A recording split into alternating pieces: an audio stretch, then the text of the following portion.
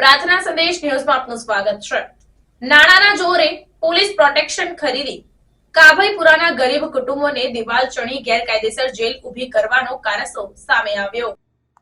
Ahmedabad Vadodara highway number 8 પર વડોદ તાબેના કાભઈપુરાના 50 કુટુંબોની જમીન તેમનો હાઈવે સુધી અવરજવરનો રસ્તો બંધ કરી પડાવી લેવા એટલાન્ટા ઇલેક્ટ્રિકલ્સ કંપની દ્વારા ધાકધમકી આપવામાં આવતા કાભઈપુરાના રહીશોમાં દહેશત ફેલાઈ ગઈ છે। હવે નાણાના જોરે પોલીસ પ્રોટેક્શન ખરીદી આ ગરીબ કુટુંબોને દિવાલ ચણી ગેરકાયદેસર જેલ ઊભી કરવાનો કારસો રચવામાં આવી રહ્યો છે। કાભઈપુરાના રહીશ ભૂપેન્દ્રભાઈના જણાવ્યા મુજબ કંપનીવાળાઓ દ્વારા રાતોરાત 15 ફૂટ ઊંચી દિવાલનું ચણતર કરવામાં આવે તો તેના કારણે અહીંના રહીશો માટે વડોદ હાઈવે પર જવાનો રસ્તો બંધ થઈ જશે। આ અગાઉ પણ એટલાન્ટા ઇલેક્ટ્રિકલ્સ કંપનીએ આવી દિવાલ બાંધવાનો પ્રયત્ન કર્યો હતો। તે વખતે કાભઈપુરાના રહીશોએ જેસીબી ટ્રેક્ટરો અને મજૂરોને અટકાવવા મહિલાઓ અને બાળકોએ ભારે વિરોધ વચ્ચે માનવ સાંકળ રચી જેસીબી મશીન આગળ સૂઈ ગયા હતા।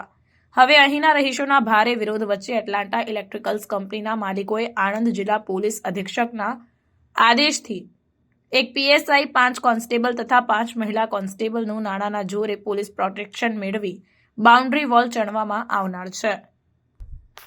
પ્રાપ્ત વિગતો અનુસાર આણંદ તાલુકાના વડોદ ગામના કાભઈપુરા તાબે નેશનલ હાઈવે નંબર 8 પર આવેલી અંબિકા એગ્રો નર્સરીની બાજુમાં 28 ગુંઠા જમીન પર 50 જેટલા કુટુંબો પોતાના પાકા મકાનો બાંધી છેલ્લા 80 વર્ષથી પોતાના પશુધન સાથે રહી ખેતીનો વ્યવસાય કરે છે। તેમની 28 ગુંઠા જમીનની સામેની બાજુએ 42 જેટલા પ્લોટો જમીન દલાલો મારફતે જુદી જુદી પાર્ટીઓ પાસેથી એટલાન્ટા ઇલેક્ટ્રિકલ્સ કંપની દ્વારા ખરીદવામાં આવ્યા છે અને વધારામાં આ 28 ગુંઠા પણ તેઓ ગમે તે ભોગે ખરીદવા માંગે છે, જે માટે કાભઈપુરાના રહીશો તૈયાર નથી। દરમિયાન છેલ્લા સમયથી આ જમીન પર કંપનીવાળાઓ દ્વારા જેસીબી ટ્રેક્ટર અને મજૂરો મૂકી સમથળ કરવાની કામગીરી શરૂ કરવામાં આવી હતી।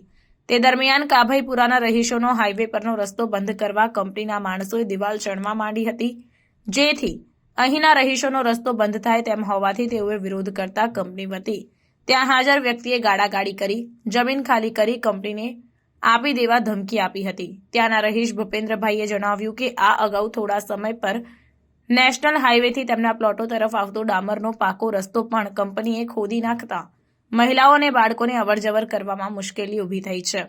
અહીંના રહીશોનું કહેવું છે કે કંપનીએ સીસીટીવી કેમેરા અને ફ્લેશ લાઇટો લગાવી છે અને અમે સૂઈ જઈએ તે પછી દિવાલ ચણવાનું અને રસ્તો બંધ કરવાનું કામ કરે છે, જેના વિરોધમાં અમારે આવી ઠંડીમાં રોડ પર ખાટલા નાખી સૂઈ જવું પડે છે।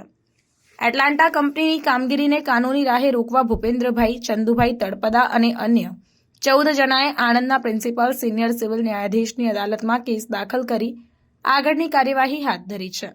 પણ હવે કંપનીના માલિકોની જો હુકમી અને નાણાના જોરે પોલીસ પ્રોટેક્શન મળતા ગરીબોનું જીવન ડહોળ્યું કર્યું છે।